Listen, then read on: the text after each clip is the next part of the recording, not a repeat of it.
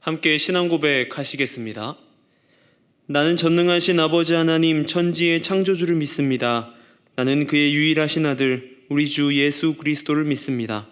그는 성령으로 잉태되어 동정녀 마리아에게서 나시고 본디오 빌라도에게 고난을 받아 십자가에 못 박혀 죽으시고 장사된 지 사흘 만에 죽은 자 가운데서 다시 살아나셨으며 하늘에 오르시어 전능하신 아버지 하나님 우편에 앉아 계시다가 거기로부터 살아있는 자와 죽은 자를 심판하러 오십니다.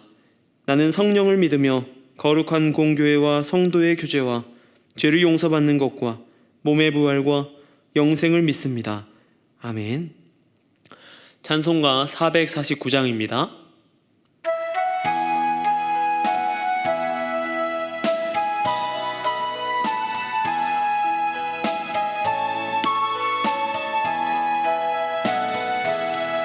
예수 따라가며 복음 순종하면 우리 행할 길 환하겠네.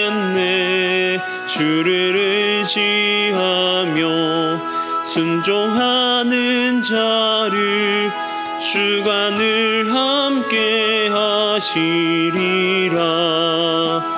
의지하고 순종하는 길은 예수 안에 즐겁고 복된 길이로다. 해를 당하거나 우리 고생할 때 주가 위로해 주시겠네. 주를 의지하며 순종하는 자를 주가 안위해 주시리라. 의지하고 순종하는 길은 예수 안에 즐겁고 복된 길이로다. 남의 짐을 지고 슬픔 위로하면 주가 상급을 주시겠네. 주를 의지하며 순종하는 자를 항상 복 내려 주시리라. 의지하고 순종하는 길은 예수 안에 즐겁고 복된 길이로다. 우리 받은 것을 주께 다 드리면 우리 기쁨이 넘치겠네. 주를 의지하며 순종하는 자를 풍성케 하시리라. 의지하고 순종하는 길은 예수 안에 즐겁고 복된 길이로다. 주를 힘입어서 말씀 잘 배우고 주를 모시고 살아가세. 주를 의지하며 항상 순종하면 주가 사랑해 주시리라. 의지하고 순종하는 길은 예수 안에 즐겁고 복된 길이로다. 아멘. 오늘 우리가 함께 할 말씀은 고린도전서 9장 13절부터 18절까지의 말씀입니다. 고린도전서 9장 13절에서 18절까지의 말씀을 제가 봉독해 드리겠습니다. 성전의 일을 하는 이들은 성전에서 나는 것을 먹으며 제단에서 섬기는 이들은 제단과 함께 나누는 것을 너희가 알지 못하느냐. 이와 같이 주께서도 복음을 전하는 자들이 복음으로 말미암아 살리라 명하셨느니라. 그러나 내가 이것을 하나도 쓰지 아니하였고 또 이 말을 쓰는 것은 내게 이같이 하여 달라는 것이 아니라 내가 차라리 죽을지언정 누구든지 내 자랑하는 것을 헛된 대로 돌리지 못하게 하리라. 내가 복음을 전할지라도 자랑할 것이 없음은 내가 부득불 할 일임이니라. 만일 복음을 전하지 아니하면 내게 화가 있을 것이로다. 내가 내 자의로 이것을 행하면 상을 얻으려니와 내가 자의로 아니한다 할지라도 나는 사명을 받았노라. 그런즉 이 내 상이 무엇이냐? 내가 복음을 전할 때에 값없이 전하고 복음으로 말미암아 내게 있는 권리를 다 쓰지 아니하는 이것이로다. 아멘. 유한양행이라는 회사가 있습니다. 다 잘 아는 회사지요. 초대 회장인 유일한 회장은 참으로 찾아보기 어려운 사람이라는 생각을 하게 됩니다.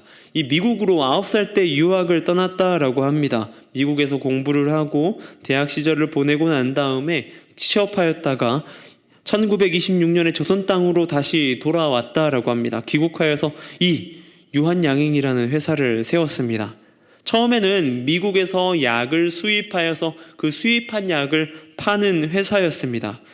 그러면서 우리가 다 아는 진통소염제인 이 안티프라민을 개발하면서 모든 국민들에게 널리 사용되는 약이 되었습니다. 그렇게 이 유한양행이라는 회사를 그저 자신의 유익을 따라 사용한 것이 아니라 또한 이 조선의 독립을 위하여서 사용하였습니다. 이 기업의 조직망을 이용하여서 독립운동을 전개할 계획까지 세웠다라는 것이 있습니다.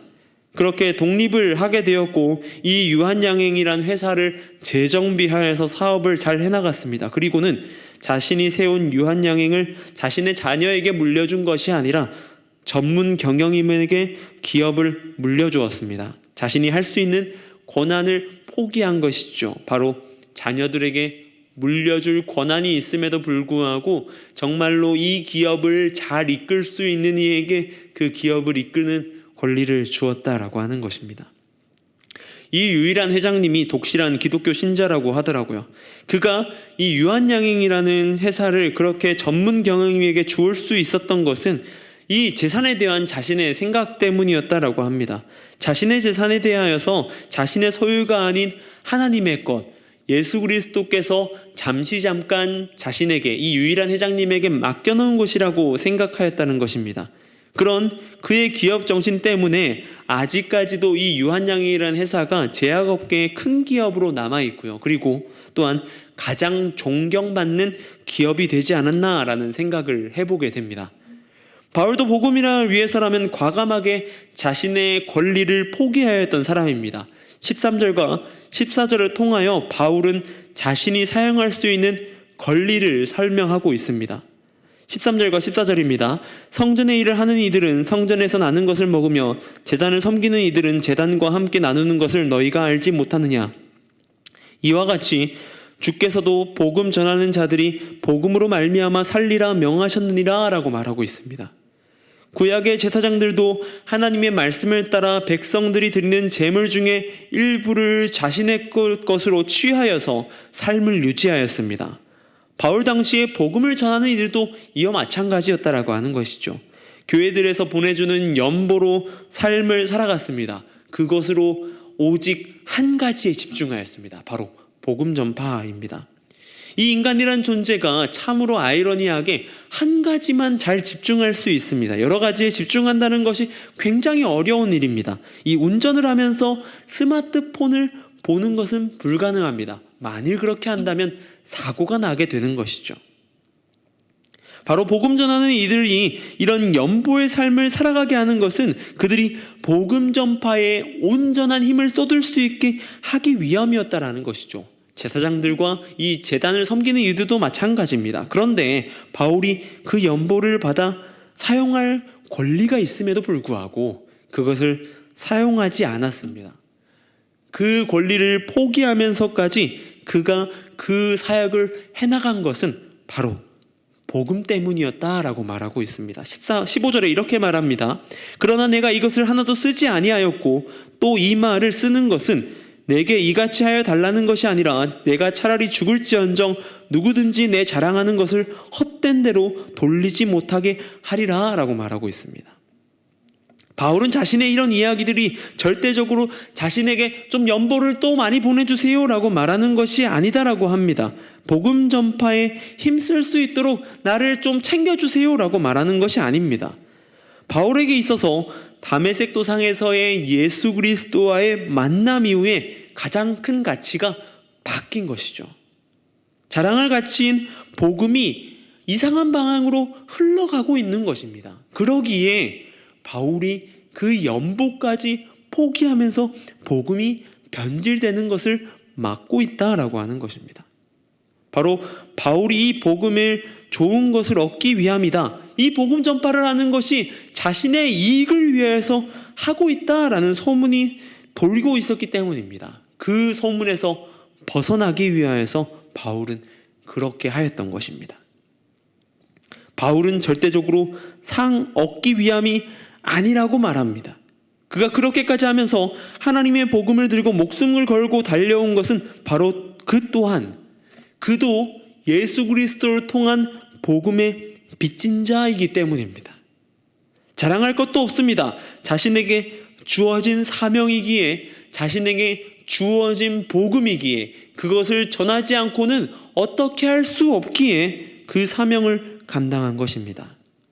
바울이 바라는 것은 바로 자신의 권리를 사용하지 않았음에도 예수 그리스도의 복음이 점점 더 퍼져가고 단단해지는 것이기 때문입니다.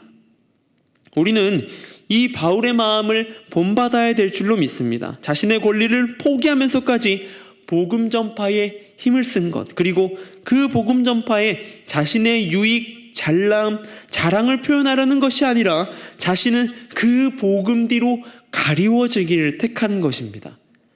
마태복음 6장에서 구제에 대한 예수 그리스도께서 말씀하실 때에 옳은 소리 한 일을 왼손이 모르게 하라라고 말하고 있습니다. 복음에 대해서 예수 그리스도의 모습만 드러나야 되는 것이죠. 그리고 철저하게 나의 모습은 그 예수 그리스도 뒤로 가리워져야 합니다. 여러분은 누군가에게 복음을 잘 드러내고 계십니까?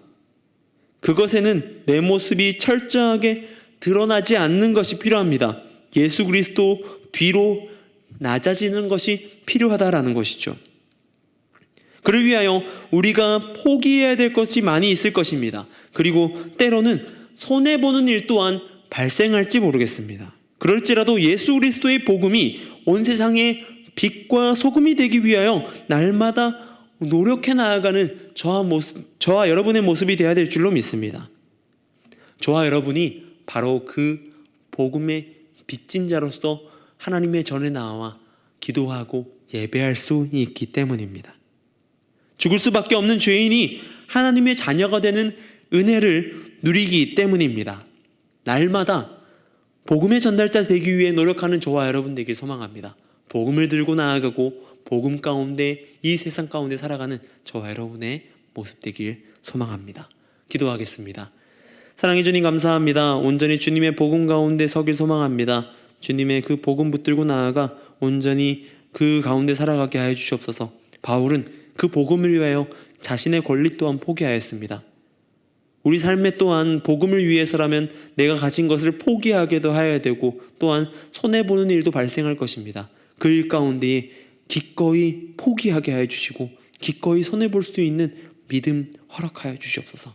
온전히 그 가운데 나를 불러주셨사오니 복음의 빚진 자로 불러주셨사오니 그 사명을 감당해 나아가 바울의 마음을 본받아 나아갈 수 있는 우리의 모습 될 수 있도록 주님 붙들어 주시옵소서. 미얀마 양곤 한인중앙교회를 기도합니다. 그곳 가운데 사역에 힘쓰고 있는 선교사님들의 안전과 건강을 지켜주시고 나아가는 발걸음 가운데에 온전히 하나님의 은혜 가운데 나아가게 하여 주시옵소서. 날마다 복 가운데 있게 하여 주시고 주님의 뜻 가운데 서 나아가게 하여 주시옵소서. 그들의 사역이 날마다의 간증이 이루어지는 사역이 되게 하여 주시고 그 간증으로 인하여서 많은 이들의 마음에 감동이 되고 하나님의 역사하심을 경험할 수 있도록 또한 은혜를 베풀어 주시옵소서. 이 시간 전 세계를 위해 기도합니다. 질병의 고통과 또한 전쟁의 아픔 가운데 신음하는 이들을 긍휼히 여겨주시고 하루빨리 그 문제들이 해결되어 평화의 날이 오게 하여 주시고 다시 회복의 날이 오게 하여 주셔서 온전히 일상의 모습으로 돌아갈 수 있도록 주여 함께 하여 주시고 붙들어 주시옵소서.